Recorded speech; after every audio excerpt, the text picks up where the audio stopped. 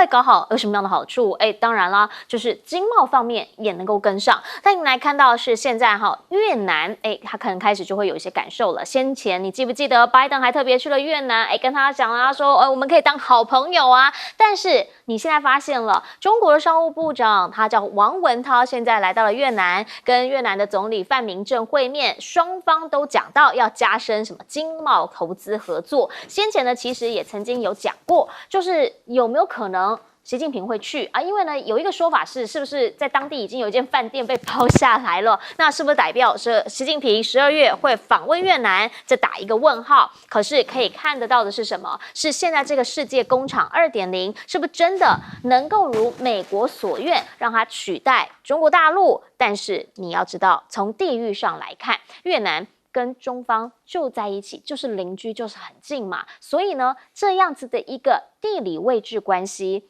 越南是不可能放掉中方的。那同一时间，你也来看看，在南太这边，好，纽西兰现在的新政府他上任了，这一回呢，他们讲什么？讲说，其实他希望加强跟大陆方面的关系，所以看到李强马上就去致贺电，说我们愿意跟你扩大友好往来，进一步的来发展。其实这位新的总理叫做卢克森，好，他以前呢是这个航空公司的老板，他一直以来呢都很强调经贸问题很重要，但是还是会被一个东西给绊住，什么 AUKUS。 好，原因是如果呢他们是 AUKUS 的话，那有可能就会让他跟中方想要保持关系、保持良好的贸易这件事情会变得复杂了。因为呢，当然在明年是习近平访纽西兰的10周年，那所以呢，在这个时间点上头，到底他要怎么样来掌握跟美国、美英西方还有跟中方之间的关系，变成最重要的一件事情。那过往呢，这位卢克森他曾经也讲，他说要放宽对中国旅客的签证限制，同时呢，他也希望可以有更便利的签证来打入中方市场。这一次的选战当中，比较有趣的是，他们的前总理就他的对手呢，其实希金斯6月才刚刚访问中国，对比这个卢克森讲说呢，希望一带一路倡议，两边好像都是在比什么？比说谁比较能够带着纽西兰走出去。那我们再来看看东北亚，到底现在大家是一个怎么样的想法，在看美中之间的距离。原因是因为目前日经的民调已经很明显的告诉你了，岸田文雄现在就是真的状况不是太好，你知道吗？光排下任首相谁合适，他排到第6名去了，都不知道在哪里了。好，谁是第1名呢？则是这一位石破茂。石破茂过往其实是被认为比较是亲中派的，那现在呢，因为在安倍之后，他也曾经来到台湾，好像又想要变成亲台派。现在不管怎么样，他是位居第1。未来日本的路线会怎么走，变得大家非常在意。至于韩国的这个部分呢，现在则是他们内部也有很多的问题。尹锡悦自己其实在内部的政权也不是这么样的稳，毕竟民调不是这么样的高，所以也让他呢，大家就对于到底日韩未来在中美之间站在什么样的距离，会打一个问号，会感到很感兴趣。像是菲律宾现在就告诉大家了，是不是真的是因为他跟美国站得比较近，跑去跟澳大利亚联合巡航，去跟澳洲联合巡航，结果他们就抱怨了。抱怨什么？抱怨说不是我们2个一起飞叫联合巡航，对吧？为什么中国只跟我不跟澳洲？他就在问啦，为什么我们就要被中国给针对？那大家就当然知道，因为菲律宾是不是近期以来大动作的亲美，是因为这样而产生了一些地区域上面的变化吗？你会问为什么美国最近好像在很多事情上面希望跟中方友好？最主要就是你看看，好，现在地缘政治正在改变当中，拜登其实真的很忙，包括了他希望还是继续的挺以色列，所以希望能够解禁武器补给，然后呢，不要再因为以巴问题让他陷入泥淖里头，想要给武器的时候，他能够赶紧给以色列送上。可同一时间，他不也要选举吗？内外交迫的情况之下，当然不希望有太多的纷扰。可是中方是什么状态？中方现在是大鸣大放王毅呢，他即将要去主持联合国的安理会来处理以巴问题，大家就说了，这个格局看得出来不一样了，甚至还有人推敲，有没有可能就在这一局，他开始向美方来施压，地区的局势在改变，整个地域的环境也在改变。要请教一下郑源委员，怎么样来看越南这一次？其实大家就觉得还蛮聪明的。越南因为缺电，再加上工商管理的体制不够到位，所以它的经济发展碰到的瓶颈。它现在人均 GDP 只有4000块美元，根本就不到中国大陆的1/3。那美国想要搞友岸外包，友岸外包要把中国大陆的一些电子代工厂想要移到越南去。不要讲别人 ，Intel 本来投资10亿做半导体封装厂，发现没有电，电力不稳定，劳工技术训练不足，要就撤军啦。对于美国来讲，所谓友岸外包，当然像空中楼阁一样，在越南搞不通，其他地方都搞不出名堂来啦。因为友岸外包还是要讲工资水平，越南的工资只有中国大陆1/3不到。面对这种情形，我是建议中国大陆倒过来美国搞友岸外包你就搞这个友包外岸，就是把一些比较低端的产业主动有计划、有规划跑到越南去设工业园区，大大方方，然后把上游留在中国大陆。就像以前日本把台湾的工业园区这样的运作以后，就会拉进来中国的生产体系，不要你美国人拉，我们有规划，我们要留什么留着，不留什么把它搬到那边去，因为毕竟那边薪水比较偏，而中国人在管越南的劳工比较有经验，这不是美国人能够取代的，因为文化相同，很多东西就好沟通，所以应该战略上做一个改变。纽西兰不用担心它永远是中国的好朋友，理由在哪里？理由是纽西兰最大的进口国就中国大陆，2成以上出口2成8到中国大陆，进口2成2到从中国大陆里面来。美国多少都不到10%，日本多少不到5%，它第二大的是谁？澳大利亚也只有11、12%而已。所以你可以看得到前一段时间那个澳大利亚的总理莫里森整天搞到反中把戏，你看了没有？纽西兰静悄悄的都不吭声的。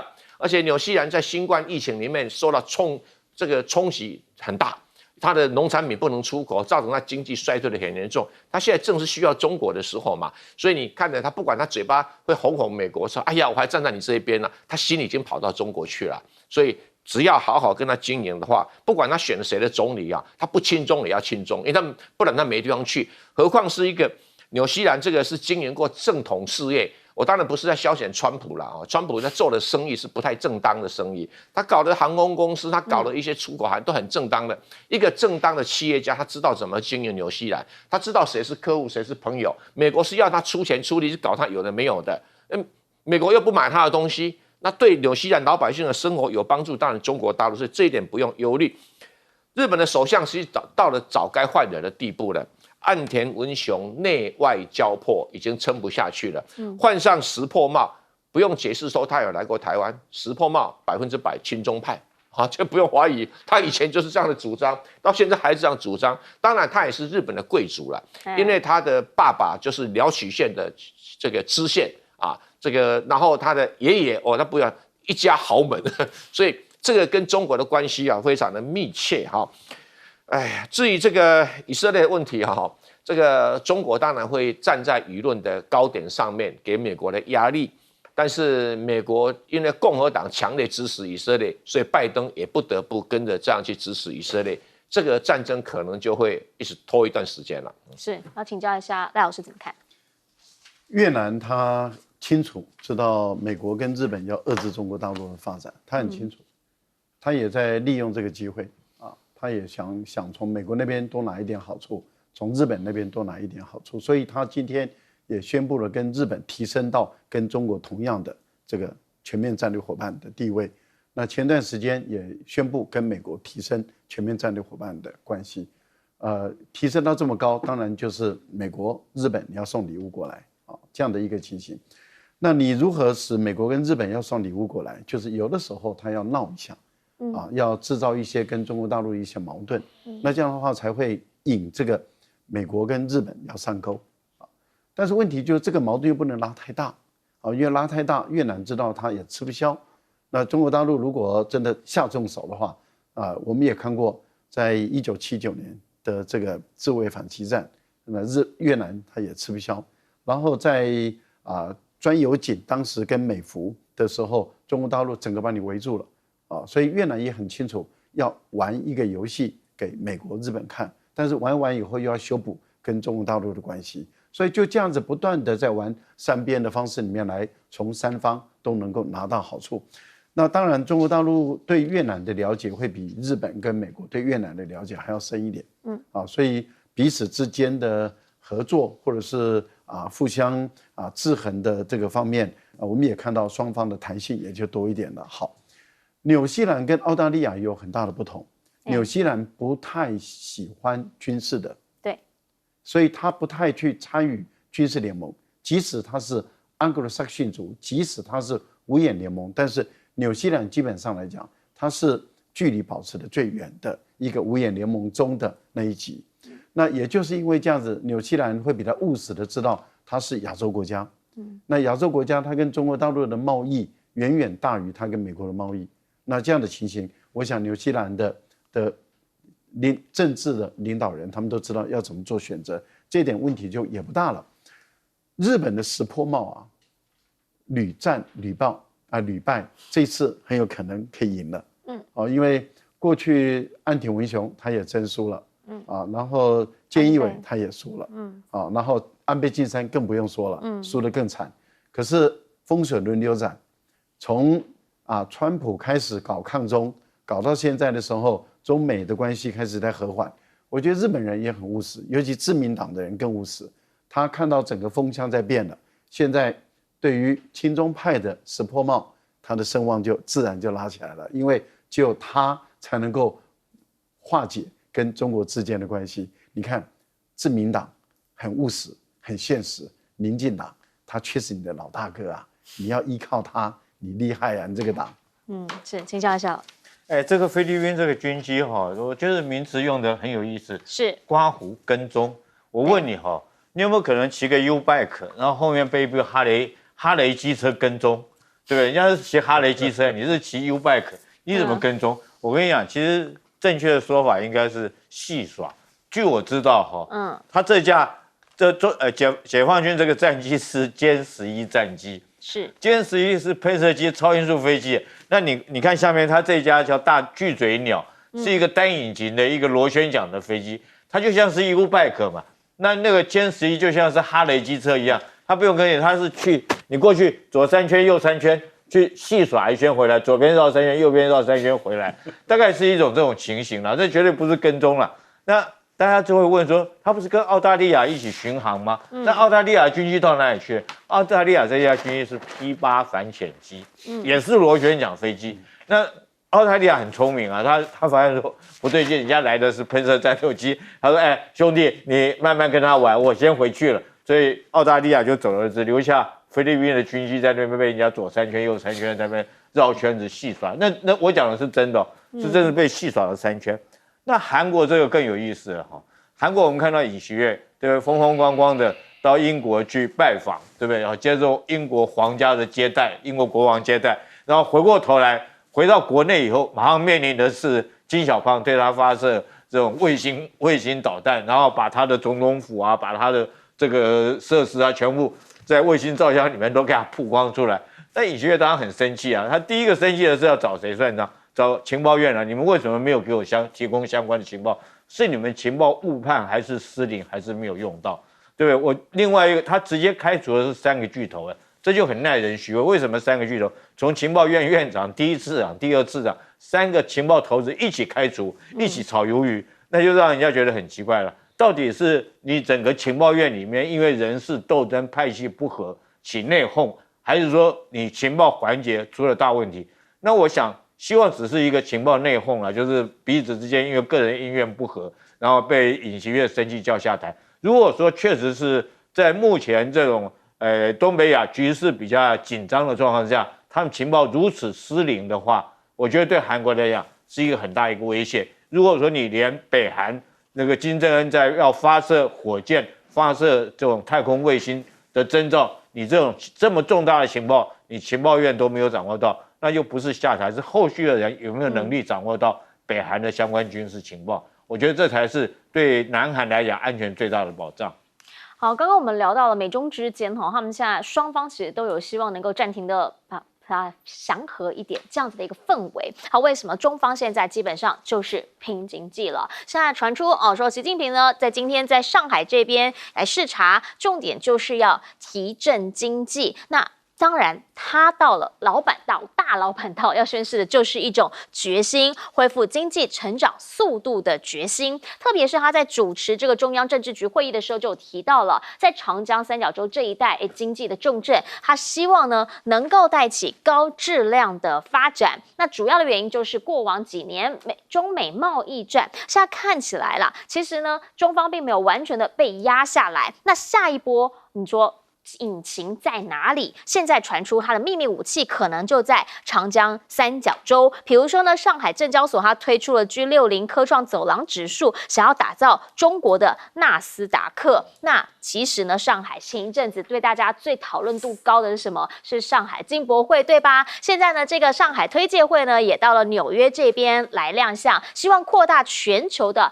朋友圈，就是把生意越做越大，那彼此之间呢能够往来交流。其实在这一次的上海进博会，为什么讨论度那么高？原因是因为真的创很多的记录，好，包括来的企业数、来的国家数跟规模都是超越以往的。现在呢，其实在波音这个地方呢也有设公司了，然后特斯拉也有设厂了，甚至呢很多外资在2023的前10个月投资呢是已经就来到了年增32.1%，所以呢这样的一个数值就让大家开始来思考，是不是大家真的是像美国媒体说的离开中方，还是说呢其实发现中方他们一个内需还是有它的市场魔力存在。好，其实呢他们现在希望把整个市场整合起来，那当然公共建设非常重要。目前在看到的是全球首例，这个叫做海底长城。好，这真的是蛮厉害的。好，叫深中通道，它是连接哪里？连接深圳市、还有中山市以及广州市南沙区的一个桥梁。那它除了到了岛之外呢，它还会直接往海下走，那所以才会被称为海底长城。这样的一个公设呢，基本上要强化就是珠江三角洲这里的深圳腹地。那另一个部分呢，则是他们也要开始来这边搞更多的活动，比如说你也看到了海洋经济博览会啊、国际海洋周啊等等，希望让更多人能够来到这个大湾区。习近平就讲了，他要把这边呢作为深化改革开放的大机遇，也是过往上面的长江三角洲现在可能大家都觉得有点饱和了，那往南这边走，希望让这边变成另一个大的一个区域发展的动力。因为现在在深圳其实是很多大陆企业总部的汇集地，比亚迪、华为总部通通都在深圳。比亚迪呢，现在全球都来看它，因为它从第500辆到第600辆只花3个多月的时间，现在第600辆的电动车也要出来了。那华为这边呢，更不用讲了，他们成立了智慧汽车的新公司之后，开始在找各帮人马一起来把它这个公司体制给壮大，变成一个所谓的华为系。而目前呢，也有影片曝光了，来看看华为智界的 S7， 这个叫做无人代客趴车。你有没有看到这个方向盘正在转，但是真的没有人。好，他告诉你，这个就是现在在他们华为的 S7 的一个智能车能够做到这样的程度，自己把车给停好。回过头，当他展现了这一些的所谓的能力实力之后，要怎么样来提振经济？这就是一个让大家现在都在看今年到明年是不是能够把这个经济成长率维持到一定的数额之上，很重要的关键。请教委员。大陆上要发展所谓长江三角洲的 G60 计划，为什么叫 G60 呢？因为大陆上的国道喜欢用 G 字做开头，所以第60号国道沿线的，包括上海、江苏、浙江、安徽这沿线的几个城市，要打通它的交易啦、运输啦各方面的管道，形成一个新型的、更加现代化的一个长江三角洲的一个企业的集群。不只想到什么昆山啦、江苏啦，要把合肥啊、嘉兴啊全部把它绑在一起，要把它建设起来。这是一个很好的一个想法哈。那这个构想啊，应该的规模不会输给大湾区的一个计划，虽然它的基础建设大部分都已经完成了。可是要把它升级成一个现代化的科学园区，还是有努力的空间。我举一个简单的例子，当时美国麻州以麻省理工学院为基础，也沿着128号公路创建128号的科技园区。然后史丹佛大学沿岸搞了一个矽谷出来，对，两方面几十年下来，128号公路输了，矽谷起来了。有一个很重要的关键，就是128号公路开放性不够啊，太过于传统式的一个运作方式。而史丹佛大学搞矽谷啊，有一点说放牛吃草啊，尽量开放啊，金融体系、创业、投资体系各方面尽量开放。就开放了以后就优胜劣败啊，这自然演化，现在变成只要提到矽谷，就是全世界顶尖的公司都在那边成长出来的。那这个大陆要把 G20 的时候，也要记住啊，美国麻省128号公路啊起来碰到挫折，卡住了、停滞了一个很重要的经验。但我们相信它，也知道128号公路怎么卡住了 ，G60 应该就可以比较顺利一点。现在就是如何在这个中国中部创建出世界一级的科研单位，世界一级的科研大学。所以有中国科技大学已经在安徽落了，但是在整个科研呢，还是有待于升级哈。还是应该北有清华嘛，但南没有深圳大学不对，中间也要有上海更强的科技单位，因为一个科技单位啊，没有大学真的撑不起来。像矽谷如果没有史丹佛大学的话，那只能丢在那边摆的样子而已。现在中国大力的争取外资，有人说中国有这么多钱，干嘛争取外资？我跟各位讲，投资这种行业跟贸易是两样的。为什么？因为有些行业就是，比如说师弟将军比较行啊。他来投资来对我来说好处啊，可是有些行业他那边是我去投资军火，我举例吧，就是不是投资不是钱的问题，有些人就是比较善于经营某些行业啊，这个是没办法的事情，所以截长补短跟贸易一样，说为什么投资要相互投资？有些我来投资就不赚钱，你投资就会赚钱，因为你会经营，我不会经营，或者你有客户，我没有客户，差就差在这里啊。所以如果说这个尽力的去争取外资，不是中国没有钱，而是中国可以争取到更大的做生意的机会，更多技术整合技术发展的空间。那这一点中国大陆很努力了，反观台湾好像处在停滞的状况也是很丢脸的。深中隧道当然是大湾区很重要一个计划，那应该很快，但是我更期待的是什么时候有两岸长城隧道。让高速铁路能够开到台北来，那这样两岸就不用赵少康担心了会打仗这个是更加具体的一个作为华为走入汽车，华为做什么都赚，就做汽车赔钱。因为华为错了一件事情，他让比亚迪让很多人觉得他是未来的竞争对手，所以他做出来的这个车辆这个控制系统就没有人要用。现在好像跟长安汽车开始说，来长安汽车你做，我只卖你东西。华为终于想通了，为什么微软可以做出天下来？因为微软不做这个电脑，大家不觉得它竞争对手华为要进入汽车市场，你其他的汽车厂商就不会买你的东西，这是很现实的问题。华为搞个10年，终于想通了。我们先听一下广告，广告回来我们继续请专家点评。2024总统大选决战新台湾 ，TVBS 战情室独家专访侯友宜、赵少康，畅谈台湾新愿景。周二晚间8点 ，TVBS 56频道。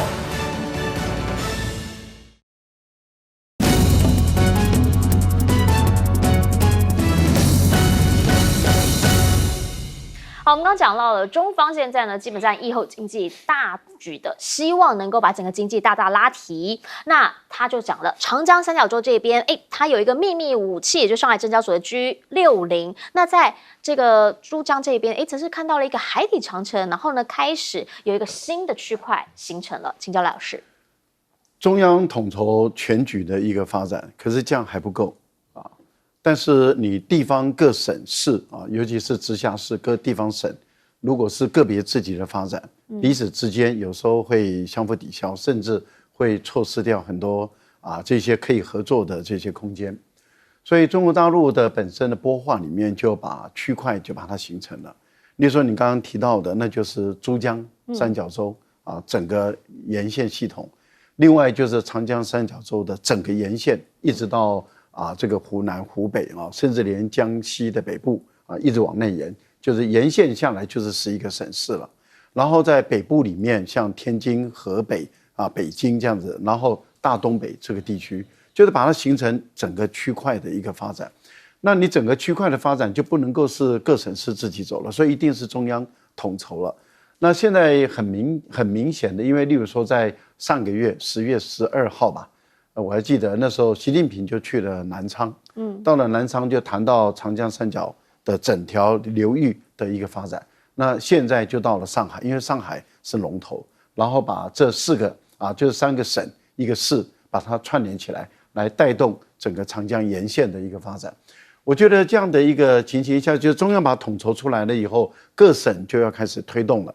而推动里面，他们进行的就是区块间的融合。我举个例子例如说你本来你是浙江的一个商人，那你浙江的商人，你今天想到江苏，把你的这个点设在那个地方去，例如说你的企业营运总部或是有个营销点要放在江苏，你变成你要跨省去办理。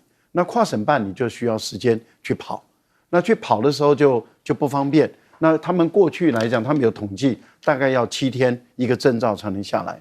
可是他们把这个3省1市把它融在一起了以后，1天整个公文程就完成了。那也就是说，他们采用一种融合的这样的一个对接的一个方式。那这样的话，就缩减了所有投资者他们本身企业经营的时间。跟我们只讲这样一个案例。那当然交通大动脉很重要，刚刚郑云兄讲的交通大动脉很重要，但是交通大动脉我们看到中国大陆的处理的速度是非常的快的不管是海陆空的一个发展是立体的一个整合。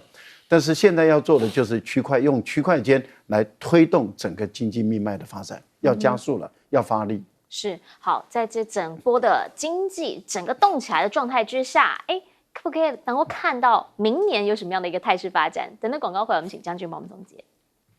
2024总统大选决战新台湾 ，TVBS 战情室独家专访侯友宜、赵少康，畅谈台湾新愿景。周二晚间8点 ，TVBS 56频道。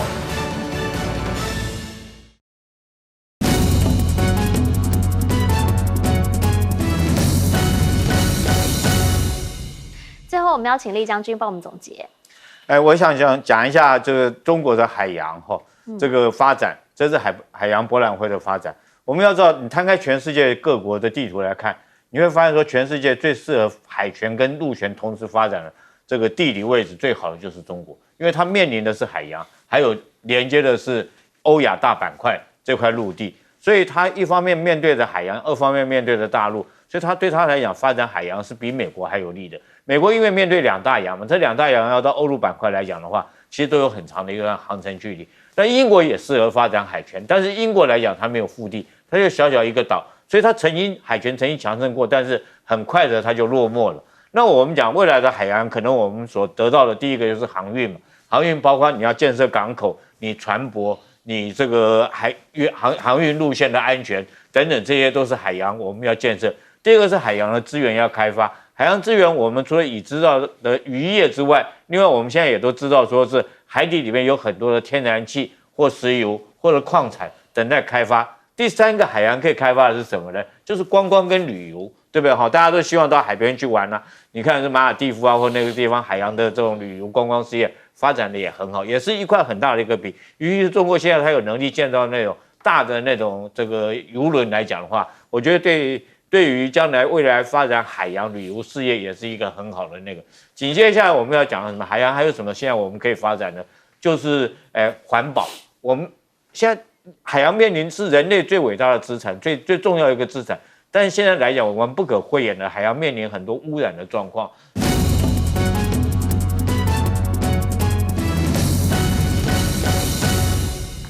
大家午安，我是陈燕莹，欢迎来到新闻大白话。接下来这1小时国内外大小事，要您听得懂的话说给您听。现在介绍这1小时来宾，首先要介绍的是国际政治专家赖岳谦老师。主持人好，观众朋友大家好。以及北京清华大学法学博士蔡正元。主持人好，大家好。还有退役少将厉正杰将军。主持人好，各位观众大家好。一开始要先带您来看到的是在这次选举，大家都认为两岸是非常重要的。那现在呢，大家已经大局已定，确定人选之后，要开始好好的来谈政策了。来看到的是今天上午，赵少康他在参加广播节目的时候，他谈了他自己现在国民党所端出的两岸政策，他要告诉大家为什么国民党会这样讲，原因是因为你得让人家先看看你的美，才会有人帮你说话。先听听他的原话。不要只想说我开放观光只是赚他们观光客的钱，钱当然很重要，但是很重要让大陆人看看台湾，对吧？有一次我到太鲁阁，几年以前了，一部游览车带着陆客，我就听他们讲，哎呀，这边的其实这个他们叫什么卫生间，比我们那儿干净啊！他们回去就讲，哎呀，台湾那个连太鲁阁那个景区这个洗手间都比咱们这儿干净啊！台湾这么好，那就干嘛打台湾呢？这比你多少颗飞弹都有用啊！如果老共想要打台湾，大陆的人民觉得台湾那么好，台湾人民那么可爱，我们干嘛去打人家？对，这个才是最好的防卫，真的是这样子。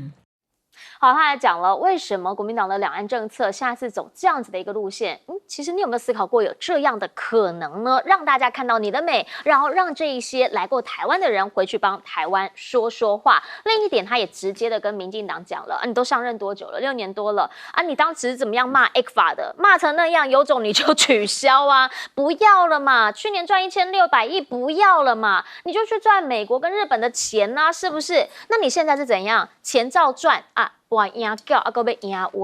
这样真的合理吗？好，目前呢，您看到赵少康他现在呢，他已经很明确的告诉你，他不会是一个没有声音的副总统，但同时呢，他也强调他会出来参选，也是因为他有一些他的理念想要做。比如说那个时候出来登记的时候，他就讲了小小的一个小插曲，他说那个时候其实朱立伦拿了10几条蓝色的领带，我相信是从浅蓝到深蓝通通都有了啦哈，10几条给他选。他后来为什么带的是这一条黄色的领带？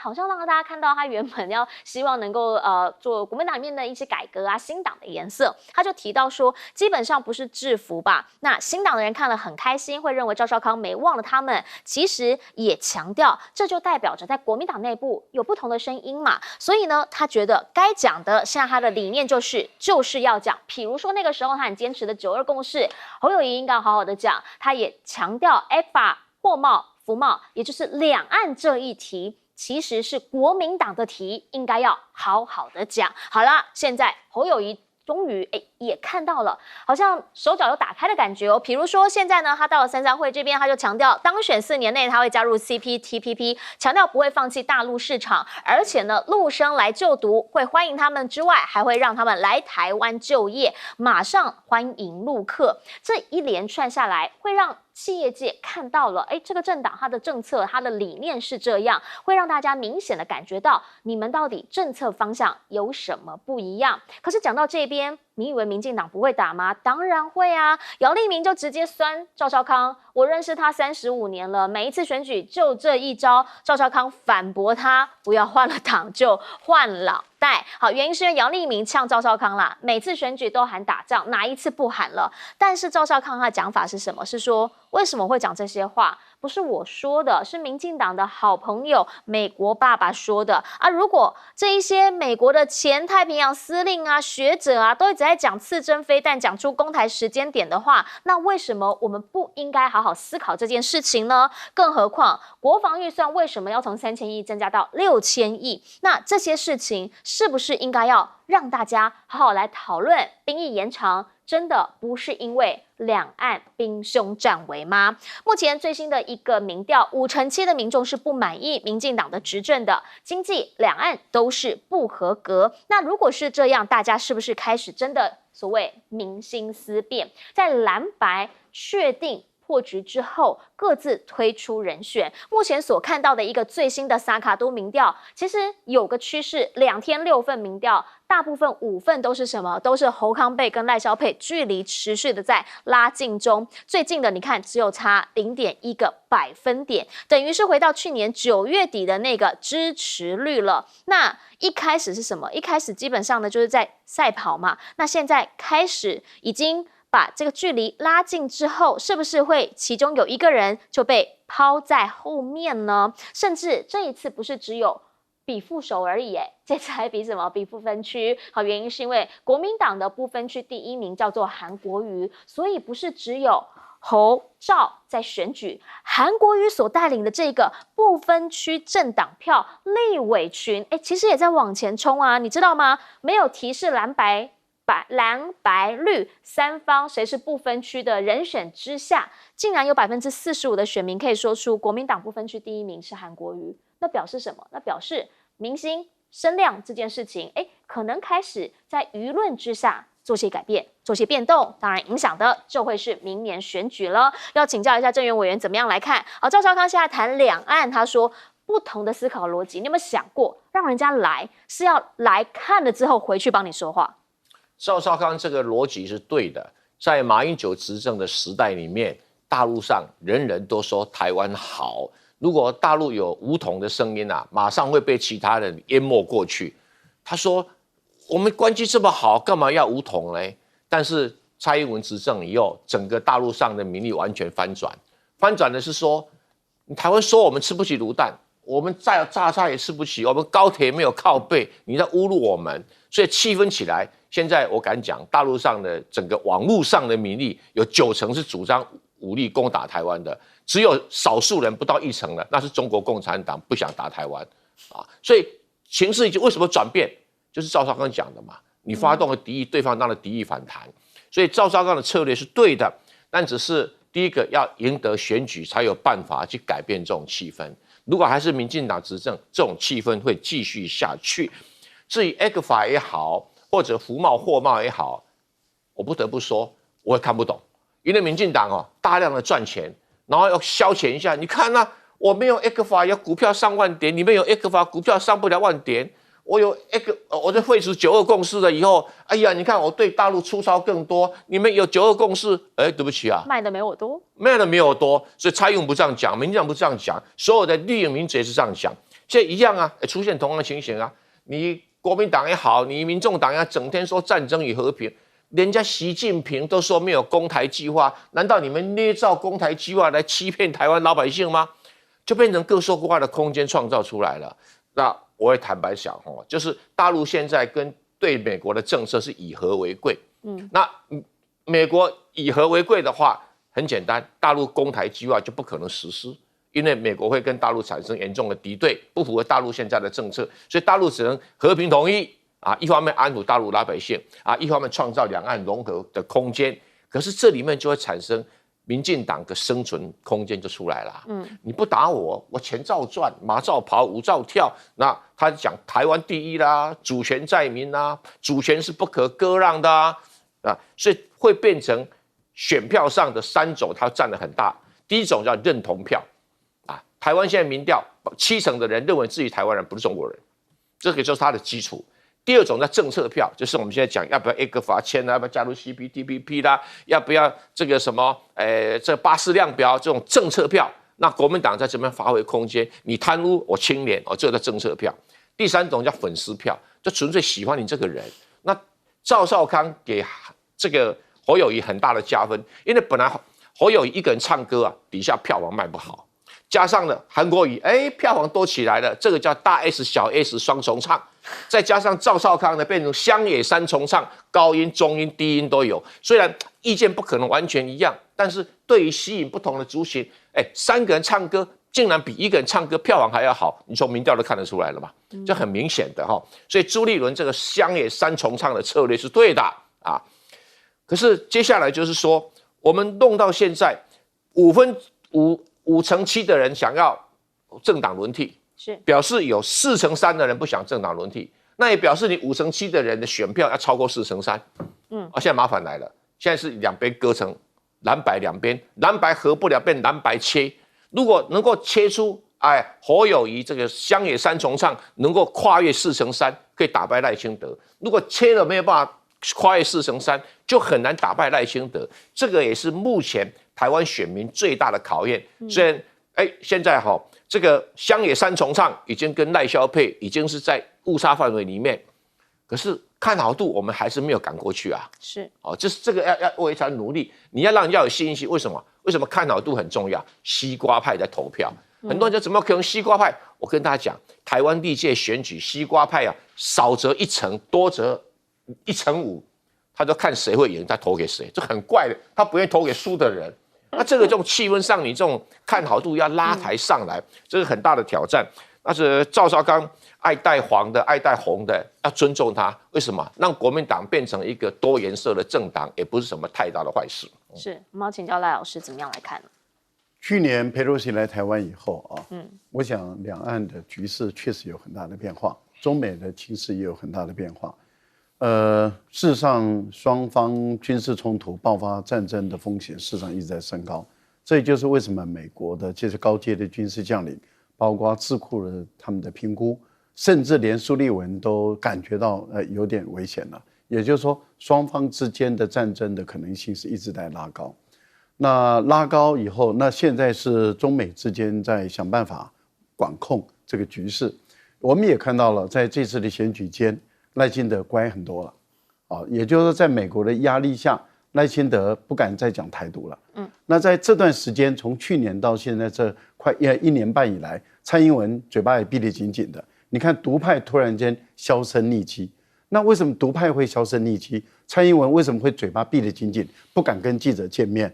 然后赖清德为什么去美国被冷遇，然后再也不敢再讲我是台独的金孙，我是务实的台独工作者？那就代表什么？中美之间在管控这种战争的这样的一个风险，这代表民进党的执政是不稳定的。民进党的执政它基本上没有自主性，它高度由美国人来决定台湾人的命运。裴洛西事实上也是美国人在操弄，而不是你蔡英文有多大的本事把裴洛西弄来台湾。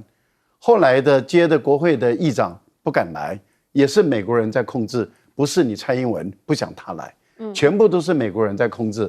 那你也知道，当快要打起来了以后，你的兵役就在美国人的建议下，从4个月延长到1年，那就是代表你认为会打仗，美国人也认为会打仗，所以美国人给你出点子，给我兵役从4个月改1年，你就乖乖的改1年。国防预算给我调到 GDP 的2%，你就乖乖的调到2%。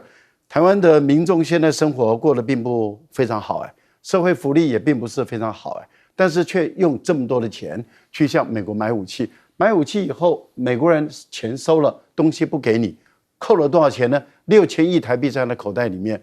观众朋友，我们单单讲你1年6000多亿新台币，1年3.5或者3.85的利息好了。3.85的利息，你看1年100多亿台币，就每个人就给你赚走，5年就给你赚了多少钱了？我觉得这样的一个情形下，很明显的，民进党继续执政，两岸冲突战争的几率还是很高。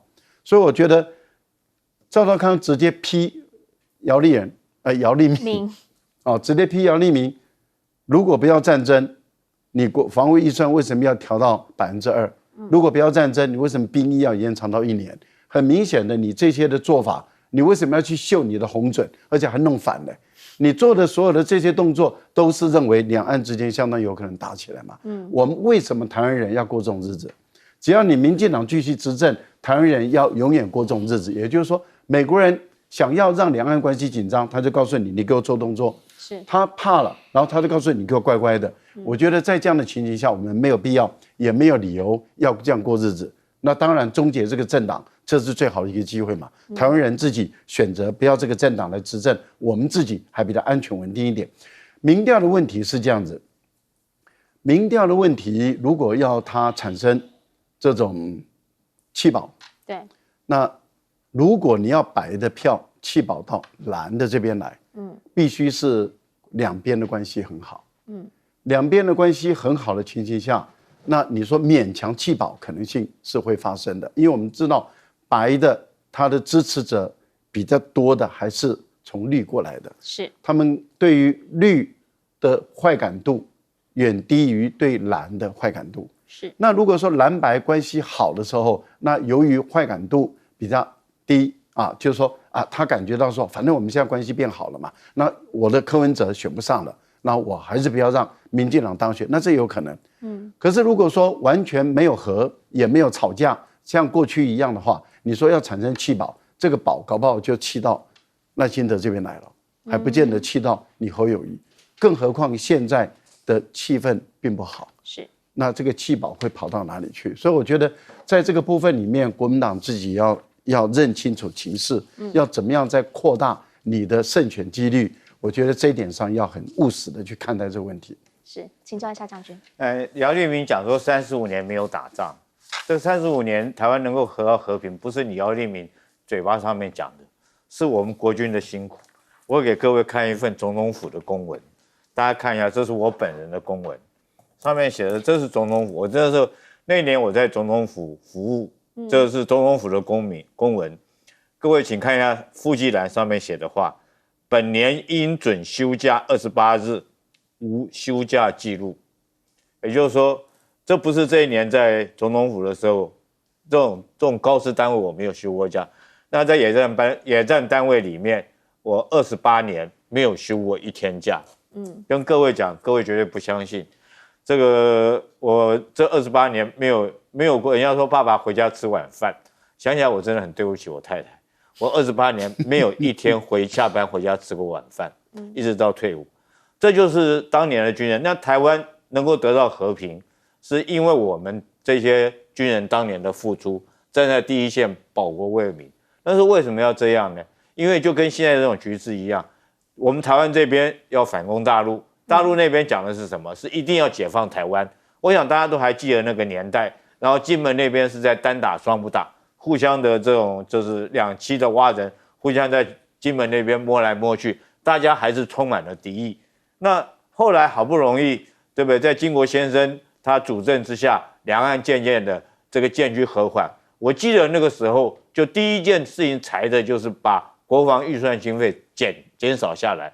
那时候国防部这些长官告诉我们，那时候我在军中，告诉我们说，我们要把这些钱省下来，然后去投资到教育或国家经济建设发展。紧接着就是民国78、9年开始，台湾的所谓台湾钱淹脚目，因为那时候省了很多国防预算，把军队裁掉以后，省下这些国防预算用在不管是教育或者是经济建设或国家的基础建设，用在这方面，所以造成了台湾今天的这么富有。